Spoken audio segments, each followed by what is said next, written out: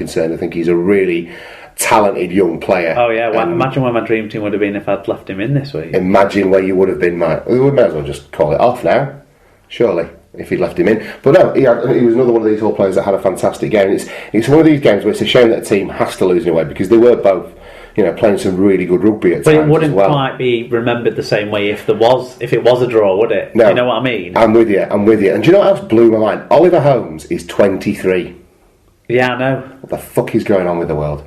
Well, he's been playing for 6 years. I know. He literally must have walked in as like a 14-year-old. Well, no, he's not. He walked in as like a 17-year-old, which would count. Yeah, he might have made his. We've got 150 Super League appearances already, and he's 23. Yeah, and they've stuck with him patience-wise because he's developed into a much more consistent performer in the last 2 years. He's been outstanding, hasn't he, in this run under Darryl Powell, where Castleford have become contenders.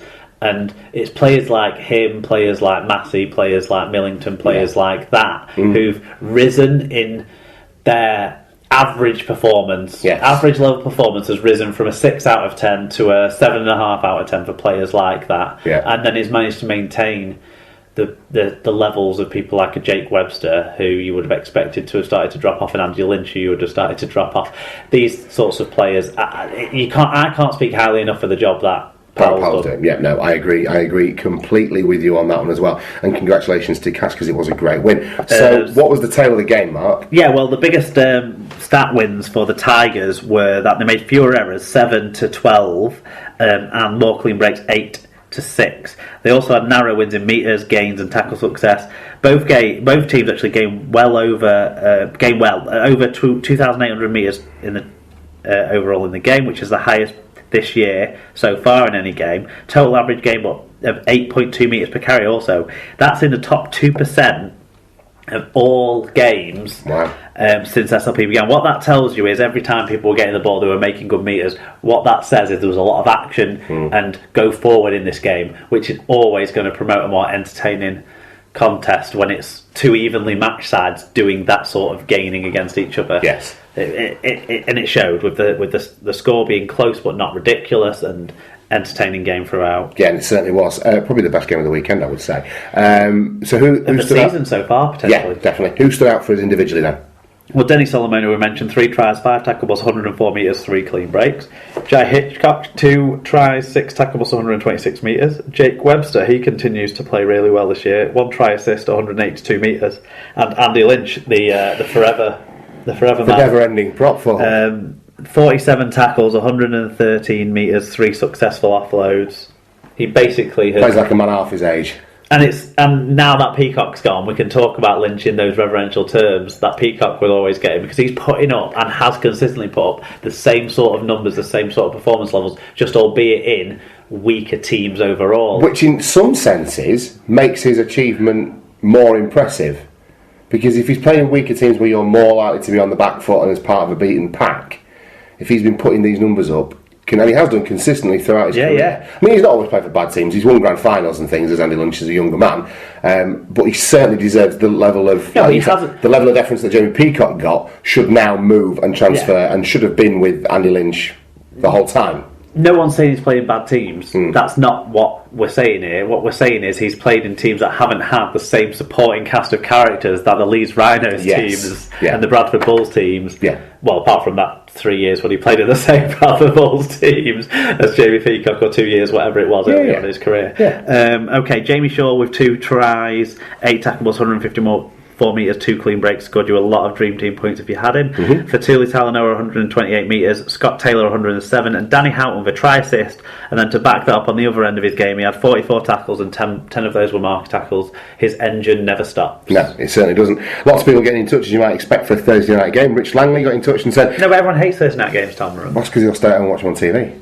It's ridiculous. That's why we get lots of people in touch. Yeah. I like a Thursday night. No, I do too. As a Sky Sports subscriber, I like a Thursday night game because it buys me one. In terms of our podcast, it's the game that I always look forward to the most interaction from, and that sort of thing. Yeah, absolutely.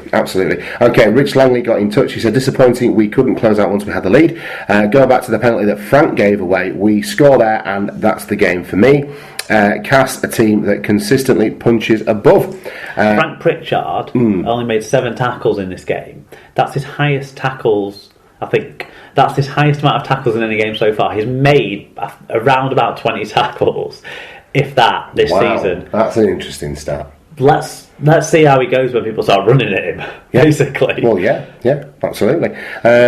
I'm really surprised by that, bloody hell. Okay, Brian Davies got in touch. It was a really enjoyable game. Great start by Cass, catching FC cold, and that ultimately cost them the game. Jamie Shaw looks like FC have finally unearthed the real talent who can play regularly for England. Alan Witt got in touch. That's a big shout. He could play regularly for England. He just happens to be playing in an era where there are at least 2 better fullbacks. Yes.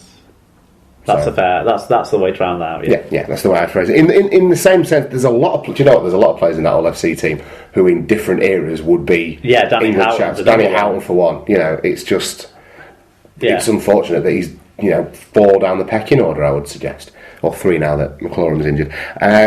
Alan Witt's got in touch. This was always going to be a great game for the neutral and nervy for the fans of both teams. Some exciting backs in Shaw and Solomona and some big guys in Pritchard and Ellis. I think a deserved win for Cass in the end. Fair play to the 10,000 or so fans who made it to the Thursday night game as it was on TV. Tyler Cass fan got in touch. Never thought Cass would give anyone a lesson in defence. Never thought Cass would... You've done that twice, okay. His point was, never thought anyone would give Cass a lesson in defence, and he also included a quote from our friends at Love Rugby League, and Lee Radford said that they got schooled in defence, and that's as if to prove his own point. He's backed it up with a source there. Elliot Wrench, Super League delivers entertainment, that's for sure. Hull versus Castleford was a superb game, didn't know who would win until the end. Anita Hargreaves, great win for Castleford Tigers, excellent team effort. 9 LBW, belting game between Hull FC and Cass. What a win for Cass, they've grown some balls in the off season, great rugby too. Fat Boy Rob got in touch, watched from Cape Town this week. What a win for classy Cass, well worth the dodgy live feed, come on you Ford. Paul O'Brien got in touch and he simply said what a game. Our friends at RL Latest got in touch and said Hull versus Cass, best televised game this season, including the World Club Series, had everything that us rugby league fans love, a really entertaining game. Tyler Cass fan then reached back out to us, said Super League needed a game like that after the disappointment of the World Club Series. Great effort by Cass after letting Hull back in it before half time. Stars all over the pitch against a formidable pack. We need Solomon fit all year this time. Still think we are 2 big game players short of a grand final team. DG Knight said great entertainment from Cass and Hull tonight. Officials did well too, I thought. Close it down, Cass. # nerves shot. Again, add Frank Pritchard to the list of people I don't want to get shoved in the face by. Oh, that was the penalty now that he mentioned right on the goal line, weren't it? Yes. When the play went the other way then as a result of it. Yeah, that was totally unnecessary. Yeah. Who was it who was shoved, went flying down? Oh, I can't recall now. What, Milner? Yes. Was it? Yes. Yes. It was. Yeah, you should probably concentrate on tackling some more now that you've enlightened us as to that instead of shoving people in the face. Langer's got in touch. He's lost by... I don't know if it's his hiding himself or people aren't going at him when he's on the field or what, but it does seem remarkable, unless the numbers I've read are just wrong. Seems unlikely that a forward makes 7 tackles in a game. But he only made 3 in the game against Salford. Like I say, unless I've read the wrong numbers. Possibly, maybe people are avoiding him, that's a good point. Langer's got in touch. Having slept on it and watched the game back, I can see Cass came with a plan and executed it well. They were well drilled and coached. Got to side with Foster on Gales. Barnett though, # quality player, # dodgy comb forward. Did you see that little interaction? I didn't see the little interaction, no, but Luke Gale's hair is atrocious. Well, basically, Foster did a screenshot of or took a picture of his TV when Gale was being interviewed. Right, he hadn't... Said something about, the hairdresser who's done this has given him a right nightmare, like ruined his life or something. I don't know. And Gale came back later on, a few hours later, with something that basically says his career's a nightmare. Oh dear, poor old Jamie Foster. Looks like his career's back on track there, doesn't it? John Dyson got in touch, said this was a very good game to watch. Castleford continue to improve under coach Darryl Powell, who always gets the best out of his players. I like the look of Hall's fullback, elusive with lots of pace. Andy Scrimshaw, I love it when Andy Scrimshaw gets in touch, because in Family Guy there's a moment where Peter is doing some kind of like one of the cutaways, and he's like the rich father who's constantly disappointed, and he dismisses the children. And he says, "Go whilst I look at this scrimshaw." And then you see him with his magnifying glass, and he's looking at the thing that's been drawn on the bone. He goes, "Ah, that's good scrimshaw." And it just always makes me smile. Very specific reference, but thank you, Andy, for getting in touch. Entertaining. So he went on to say, entertaining game, but Hull made too many unforced errors to earn the right to win it. Need to improve edge defence. Disappointing that neither half-back took a grip of the game for us. Castleford looked very good, though, to be fair, especially their forwards.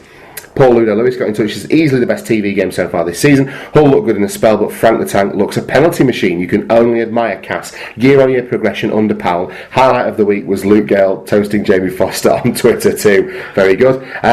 Craig Malson, the expat Cass fan, he got in touch with us and said, "Hey Mark and Tom, Craig the expat Cass fan here." That Craig. That's the one. Well worth getting up at 5 a.m. to see Cass put in an awesome away performance. Flair, grit and determination in equal measure gives real hope for the season ahead. Now, I sincerely hope that Craig isn't becoming one of these fans that only gets in touch when his team wins. Do you remember when we first started out and we had that Simon Hamilton, the Warrington fan, who would tweet us, ad nauseum if the Wire won, but then just disappeared whenever they lost. So I sincerely hope you're not going to fall into that trap, Mr. Malcolm. Andy Barker got in touch. He said, "Last week I said Hull looked the best team in the comp. This game shows I know fuck all.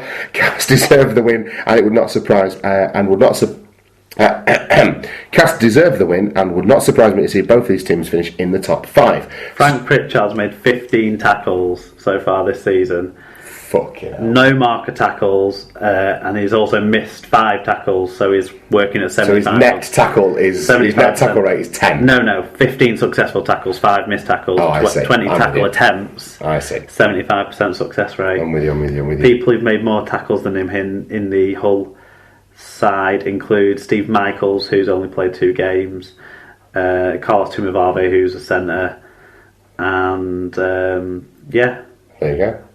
A couple of bench players who played less minutes than him as well. Okay. Skips28 Mac, she got in touch and said, "Very disappointing performance. I think a lot of the team had decided they were world beaters and all they needed to do was turn up to get the points. We were caught out wide and time again by a very good Cass team. Definitely need to improve defence before next week. Jamie Shaw had a decent game but needs to realise he doesn't need to score on every play and he is allowed to pass." Dom Release, who's our friend from the top of the show, he got in touch to say this was possibly the best game as a neutral so far. I agree with that completely. Even the officials had a good one. Seemed like a contrast of styles between the teams to me. Both teams played well, but I'd say Cass justifiably edged it. Another team that edged a win on Thursday night were the Wigan Warriors, running out 20 points to 16 winners over Salford.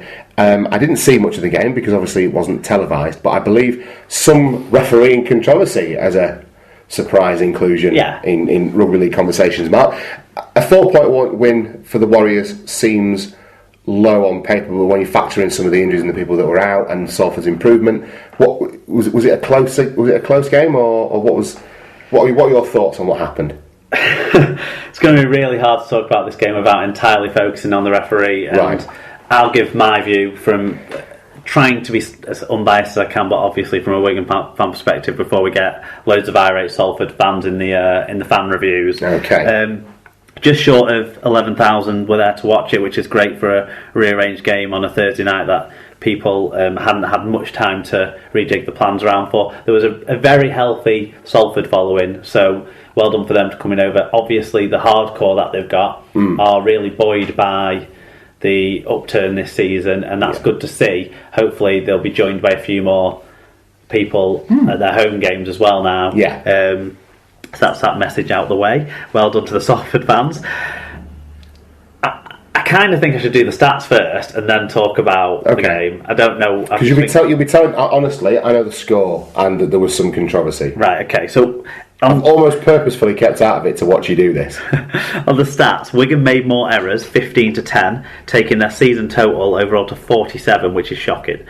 Where Wigan made up for that was in the efficiency numbers. They were 1 metre per carry better average gain than Salford were, and 5% better tackle success rate, both of which you can blame the referee for. Salford made more total metres and had 44 more carries than Wigan, but both teams had the same amount of breaks, and Wigan scored one more try. The penalty count, by the numbers I had, was 10 conceded by Wigan, 11 conceded by Salford. I've seen numbers that suggest it was 9 conceded by Wigan. No, sorry, 10 conceded by Wigan, 9 by Salford. I've also seen numbers that suggest it was 8-10, the penalty count. So I'm not